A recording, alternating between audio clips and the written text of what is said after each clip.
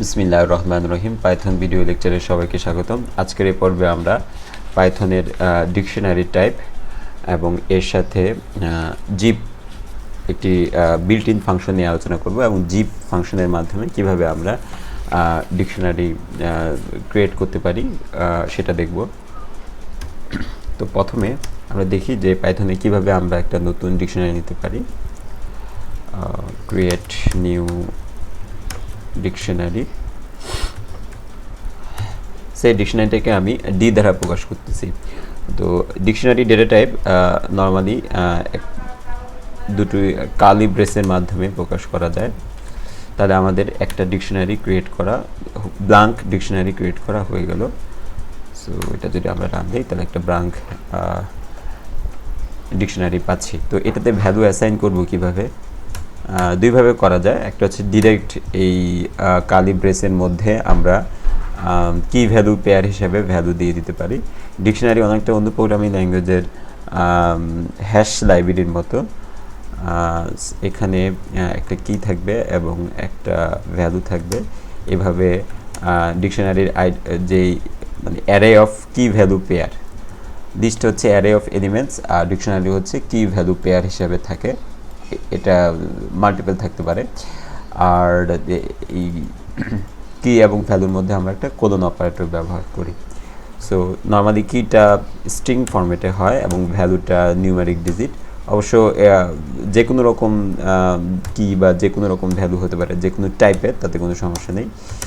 তো এখানে আমি 3টা কি নিলাম আর সেই সাথে রিলেটেড ভ্যালু থাকলো, তাহলে আমাদের একটা ডিকশনারি ক্রিয়েট করা হয়ে গেল।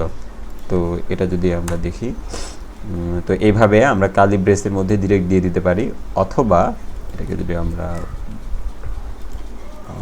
কমেন্টস করে রাখি, অথবা প্রথমে ব্ল্যাঙ্ক ডিক্লেয়ার করে পরেও কিন্তু আমরা ভ্যালু অ্যাসাইন করতে পারি অনেকটা ইন্ডেক্স প্যারামিটারের মাধ্যমে, লিস্টের মতো।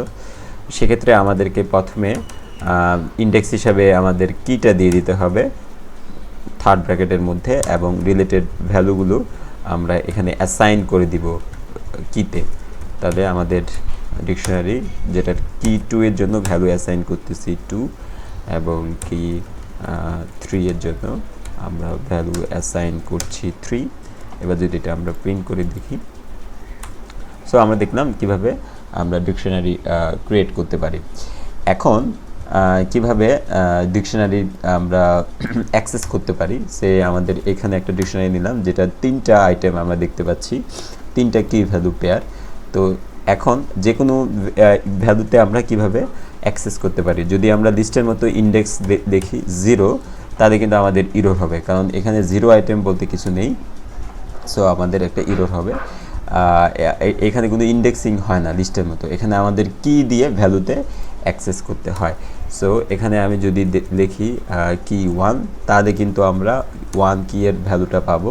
সিমিলারলি আমরা এখানে যে কোনো কি লিখব, সেই কি রিলেটেড ভ্যালুটা আমরা পাবো। সো আমাদের কি দিয়ে ভ্যালুগুলোতে অ্যাসাইন করতে হবে, এখানে ইন্ডেক্স দেওয়ার সুযোগ নেই। বাট এখন যদি এরকম হয় আমরা একটা ভুল কি দিচ্ছি, তখন কি হবে?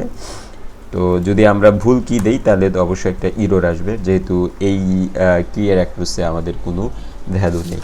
তো সবসময় অনেক বড় ডিকশনারি থাকতে পারে, তাতে কোনো কি আছে কিনা সেটা হয়তো বা আমাদের না জানা থাকতে পারে, কোডের থেকে এক্সেপশন আসবে সেটা তো আমরা এক্সপেক্ট করি না।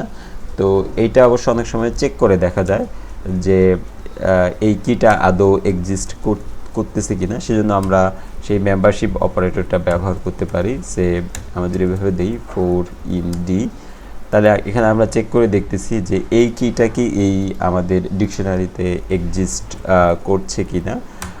যদি থাকে তাহলে ট্রু হবে, আর যেহেতু 4 কিটা নেই তাহলে আমরা এখানে ফলস পাচ্ছি। এক্সেপশনের তুলনায় এভাবে মেম্বারশিপ অপারেটর দিয়ে চেক করাটা বেটার। এর বাইরেও আমরা ডিকশনারি একটা নিজস্ব মেথড আছে গেট, আমরা সেই গেট মেথডের মাধ্যমেও চেক করে দেখতে পারি। সে এখানে আমরা যদি কি আছে এক্সিস্ট করছে এরকম একটা দেই, তাহলে আমরা সেই এই কি রিলেটেড ভ্যালুটা পাচ্ছি। আর যেটাতে কি নেই সেই ভ্যালুটা যদি আমরা দেই, তাহলে এখানে আমরা নান অবজেক্টটা রিটার্ন পাচ্ছি। এটা এখন বিষয় হচ্ছে যে ডিকশনারি একটি ক্রিয়েট করা হয়ে গেল, এবার আমরা এই ডিকশনারিতে মেম্বার আপডেট করব কিভাবে।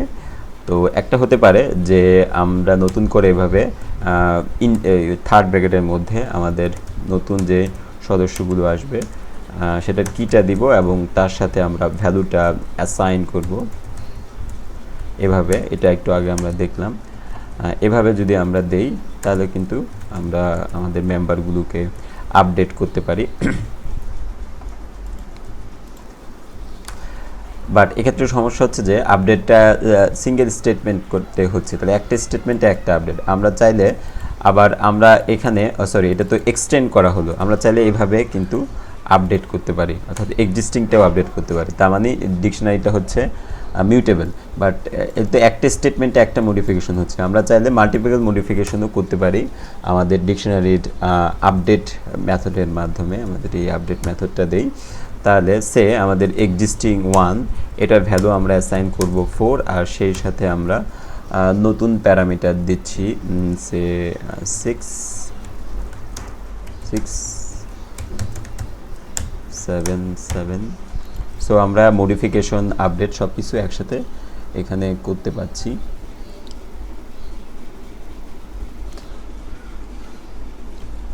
এটা আপডেটে এখানে যে কোনো প্যারামিটার থাকতে পারে। সো এইটাকে আমাদের একটা ডিকশনারির মধ্যে রাখা লাগবে। আমরা যদি ডিকশনারির মধ্যে রাখি তাহলে আমাদের আপডেটের আর্গুমেন্ট হিসাবে একটা ডিকশনারি যাচ্ছে, বাট সেই ডিকশনারিতে মাল্টিপল কি ভ্যালু থাকতে পারে, যে কি ভ্যালুগুলো এটাকে মডিফাই করবে অথবা এক্সটেন্ড করবে অথবা আপডেট করবে। এটা এর বাইরে এখন আমরা কিভাবে কোনো সদস্য ডিলিট করতে পারি, সেক্ষেত্রে আমাদের ডেল নামক একটা অপারেটর আছে। সেই অপারেটরের মধ্যে আমরা আমাদের যে আইটেমটা দিয়ে দিই, কি দিয়ে সব কাজ করতে হয়, আমরা যদি এখানে কিটা দিয়ে দিই তাহলে হচ্ছে যে আমাদের ডিলিটের ডিকশনারি সদস্যটা ডিলিট হয়ে যাবে। আর আরেকটা বিষয় হচ্ছে যে আরেকটা যেই অপারেটর ছিল লিস্টে আমরা দেখেছি সে পপ করা, তো এখানেও কিন্তু চাইলে আমরা পপ করতে পারি। পপ করলে হচ্ছে যে আমাদের ওই আইটেমটা আমরা পাবো। সো এখানে আমরা যদি ডিকশনারিটা প্রিন্ট করি তাহলে আমাদের কিছুই তো করা হয়নি, আমাদের পপ নামক একটা মেথড ছিল, এটা যদি আমরা করি তাহলে হচ্ছে যে ওই কিয়ের আইটেমটা এখান থেকে রিমুভ হয়ে যাবে এবং সে আবার রিটার্ন করবে কিয়ের ভ্যালুটা, যেটা আমরা আমাদের টু ভ্যারিয়েবলের মধ্যে পাবো। এখন যেটা হচ্ছে যে ডিকশনারির আইটেমগুলো আমরা কিভাবে লুপ করতে পারি, তো সেটার জন্য যদি ডিকশনারি থেকে কিজ একটা মেথড আছে সেটা যদি আমরা কল দিই তাহলে আমাদের ডিকশনারির প্রতিটা কি কিন্তু আমরা আলাদাভাবে একটা লিস্টের মাধ্যমে পাচ্ছি। আর আমরা যদি ভ্যালুসটা কল দিই তাহলে ভ্যালুস একটা মেথড, সেটা কল দিলে আমরা আমাদের ভ্যালুগুলো পাচ্ছি।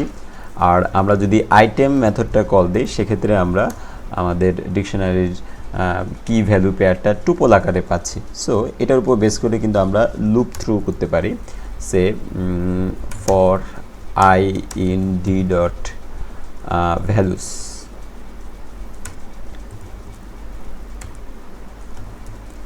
প্রিন্ট আই, তাহলে আমরা ডিকশনারির প্রতিটা ভ্যালুকে প্রিন্ট করতে পারবো। আর আমরা যদি কিজ দেই, যেহেতু লিস্ট আকারে আছে সো এখানে ফর লুপ প্রযোজ্য, কি আমরা কিগুলো প্রিন্ট করতে পারবো। আর আমরা যদি কি ভ্যালু পেয়ারটা একসাথে চাই সেক্ষেত্রে আমাদেরকে আইটেমটা কল দিবে। আর ও যেহেতু টুপল দিচ্ছে আনপ্যাক করার জন্য এটাকে আমাদের দুইটা ভ্যারিয়েবল লাগবে, তাহলে আমরা এখানে কি তারপরে আমরা এখানে ভ্যালুটা কিন্তু প্রিন্ট করতে পারবো। এভাবে আমরা লিস্টকে লুপ করতে পারি। ওকে, তাহলে এখন যে জিনিসটা আমরা দেখব সেটা হচ্ছে জিপ। আর আরেকটি গুরুত্বপূর্ণ বিল্ট ইন ফাংশন পাইথনে সেটা হচ্ছে জিপ কাজ করেছে। এখানে আমি দুইটা লিস্ট নিচ্ছি 1 3 4, বি লিস্টটা হচ্ছে 5 6 7। জিপের মাধ্যমে আমরা টুপল গঠন করতে পারি, say j equal to zip comma b. তাহলে নেম থেকেই বুঝতে পারতেছি যে সে এ এবং বিকে টাই করবে, বাট স্বাভাবিকভাবে বিল্ট ইন ফাংশনের মতো সেও একটা জিপ অবজেক্ট রিটার্ন করবে। এটাকে আমরা যদি লিস্টের মধ্যে রাখি তাহলে এটা প্রিন্টেবল হবে। সো আমরা যদি এটাকে প্রিন্ট করে দেখি তাহলে এ আর বি এর আইটেম স্পেসিফিক আইটেমগুলো নিয়ে আমরা টুপল ফরম্যাটে বা ভ্যালুগুলো পাবো। বাট এক্ষেত্রে যেটা হচ্ছে লেন্থ যদি আমাদের কম বেশি হয় তাহলেও সমস্যা নেই। সে এখানে 4টা আইটেম আর বি এর আইটেম 3টা, তাহলে আমাদের টুপল হবে টোটাল 3টা পর্যন্ত। এর যে এক্সট্রা আইটেমটা আছে সেটার জন্য আমাদের কোডে ইরর আসবে না, এটা জাস্ট আমাদের ফরম্যাটের বাইরে থাকবে, কারণ এইটার রিলেটেড কোনো ভ্যালু নাই। সো এখানে এই 3টা মিলে 6টা আইটেম আমরা পাচ্ছি। সো আইটেমের সংখ্যা কম বেশি হলেও হবে না, যে পর্যন্ত পেয়ার হচ্ছে সেই পর্যন্ত আমরা ভ্যালুগুলো পাবো। এর বাইরেও কাজ করা যায়। সে এটাকে আমরা যে জিটা পাচ্ছি এই জিটাকে আবার আমরা চাইলে টুপলের অপোজিটটা করতে পারি, আনজিপ করতে পারি। এখানে জিটাকে আমরা যদি আনজিপ করার জন্য একটা স্টার্ট চিহ্ন দিতে হয়, তো এটাকে আমরা যদি আনজিপ করি তাহলে আমরা এ আর বি দুইটা লিস্ট পাচ্ছি। বোঝা যাচ্ছে যে এ আর বি এই দুইটা যেভাবে এই দুইটাকে আবার ইন্ডিভিজুয়ালি টুপল আকারে দিচ্ছে। সো এইটাকে এবং দুইটা সদস্য যেহেতু, সো আনপ্যাক করার জন্য আমাদের দুইটা ভ্যারিয়েবল লাগবে, এ এবং বি হয়ে গেল। তাহলে এখন আমরা যদি এ এবং বিকে প্রিন্ট করে দেখি তাহলে আমরা দুইটা মেম্বার পেয়ে গেলাম। তো এখন যেটা হচ্ছে যে জিপটা কেন লাগে, জিপের মাধ্যমে আমরা ডিকশনারি ক্রিয়েট করতে পারি। সে বি মানে হচ্ছে আমাদের 1 2 3 আর এতে আছে আমাদের কিগুলো, সে 1 পাশে 2 এবং এ পাশে 3। এ লিস্টের মধ্যে আমাদের কিগুলো, বি লিস্টের মধ্যে আমাদের আইটেমগুলো। তাহলে এখন কি হবে, এখন আমরা যদি এটাকে জিপ করি তাহলে কিন্তু এখন এটা কি ভ্যালু ফরম্যাটে চলে আসবে। বাট এটা তো আমরা জিপ অবজেক্ট দিচ্ছি, এখন আমরা লিস্টের মধ্যে না রেখে আমরা যদি ডিক্টের মধ্যে রাখি তাহলে হচ্ছে যে আমরা একটা ডিকশনারি পেয়ে যাব। জিপ অবজেক্টটাকে ডিকশনারির মধ্যে রাখার ফলে আমাদের কি আর ভ্যালুগুলো পেয়ার হয়ে যাচ্ছে এবং এই পেয়ারের মাধ্যমে আমরা একটা লিস্ট পাচ্ছি, এটাই আর কি। আর আরেকটা, সো এই জন্যই বেসিক্যালি আমরা জিপ ব্যবহার করি, যে জিপের মাধ্যমে আমরা দুইটা লিস্টের আইটেমগুলোকে স্পেসিফিকভাবে পেয়ার করে আমরা একটা ডিকশনারি ফর্ম করতে পারি। সেক্ষেত্রে জাস্ট ফাংশনটা ব্যবহার করলেই হয়। এখন আমরা দেখব আরেকটা ইম্পর্টেন্ট কনসেপ্ট ডিকশনারি, সেটা হচ্ছে ডিকশনারি কম্প্রিহেনশন। এটা অনেকটা লিস্ট কম্প্রিহেনশনের মতো।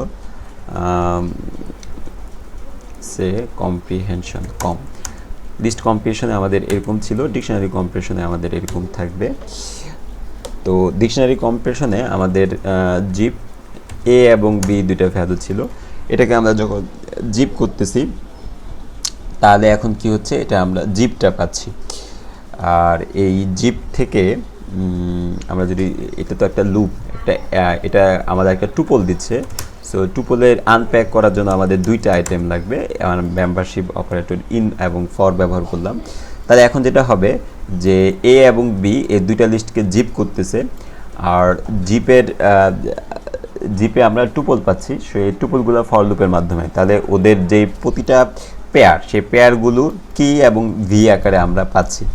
এইটাকে আমরা যদি ডিকশনারি ফরম্যাটের মধ্যে রেখে দিই এইভাবে, তাহলে কিন্তু আমাদের যেহেতু এটা লিস্ট ডিকশনারি কম্প্রিহেনশনের মধ্যে আছে, এভাবেও কিন্তু আমরা জিপের মাধ্যমে ডিকশনারি মেথডের বাইরে এসে ডিকশনারি কম্প্রিহেনশনের মাধ্যমেও কিন্তু ডিকশনারি ক্রিয়েট করতে পারি।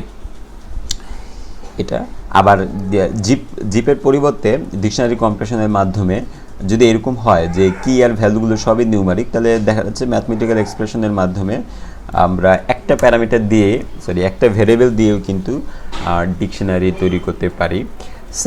আমাদের যদি এরকম থাকে যে এরকম একটা ডিকশনারি যেখানে কি একটা নিউমারিক ডিজিট আর ভ্যালুটা হচ্ছে সেটার বর্গ, সো 1 1, আর এখানে 2 হয়ে যাবে 4, 3 হচ্ছে 9।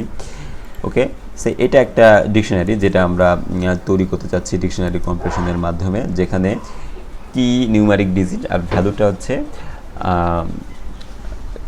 ওই কি এর স্কোয়ার। তাহলে এখন সে আমরা 1 থেকে 5 পর্যন্ত মেম্বার নিচ্ছি, তাহলে for i in range 1 to 6। এখন এই আইয়ের যে ভ্যালুটা, সেখানে আই হচ্ছে আমাদের কি, আর ভ্যালুটা হচ্ছে আমাদের আয়ের স্কোয়ার। এই স্পেস দেই, তাহলে কিন্তু আমরা একটা ডিকশনারি তৈরি করে ফেললাম। এটা যদি আমরা প্রিন্ট করে দেখি, তাহলে আমরা ডিকশনারিটা পাচ্ছি। এখন এটা যদি আমরা আবার স্ট্রিং করতে চাই, তাহলে ইন্টিজার স্ট্রিং মেথডের মধ্যে এটা দিয়ে দিলেই হচ্ছে, তাহলে কিন্তু আমরা এখন কিটা স্ট্রিং ফরম্যাটে পাচ্ছি, আর এটা আমাদের ডিকশনারি হয়ে গেল। আর এই ডিকশনারি কম্প্রেশনের মধ্যে আমরা চাইলে কন্ডিশনও ব্যবহার করতে পারি। এটা যদি একটু দেখি, সে আমাদের এতে 4টা ভ্যালু আছে, 1 2 3 4, আর আমাদের বিও একটা লিস্ট যেখানে 4টা ভ্যালু আছে, 3 4 5 6, একটা ভ্যালু বেশি থাকতে পারলে সমস্যা নেই। আচ্ছা, সি, এখানে আমাদের কিছু বুলিয়ান অপারেটর আছে, লাইক ফলস, ট্রু, তো আমরা এখন এক্সপেক্ট করব যে এখানে যে ট্রুগুলো থাকবে তার উপর বেস করে আমরা পেয়ারগুলো নিব এবং সেই পেয়ার দিয়ে একটা ডিকশনারি গঠন করব। তাহলে এখানে লিখতে হবে একটা ডিকশনারি কম্প্রেশন, কন্ডিশনাল জিপ নিতে হবে আমাদের, আর এখানে সি হচ্ছে আমাদের কন্ডিশন, এ এবং বি। তাহলে আমরা একটা কন্ডিশনাল জিপ পেলাম, আর এটাকে আনপ্যাক করব 3টা ভ্যারিয়েবল দিয়ে। কন্ডিশনটা আমরা শেষে দেই, এ বি এবং সি, আর আনপ্যাক করতেছি এ বি এবং সি দিয়ে ইন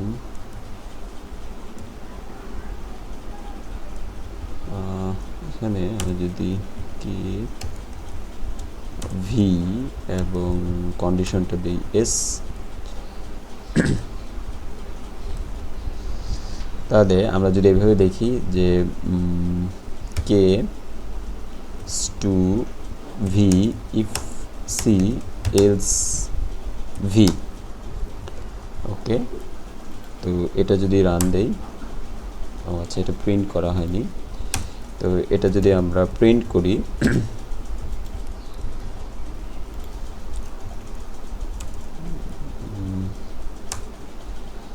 তাহলে আমরা একটা ডিকশনারি পাচ্ছি যেখানে আমাদের 1 2 3 4 হচ্ছে কে এবং ভি হচ্ছে 3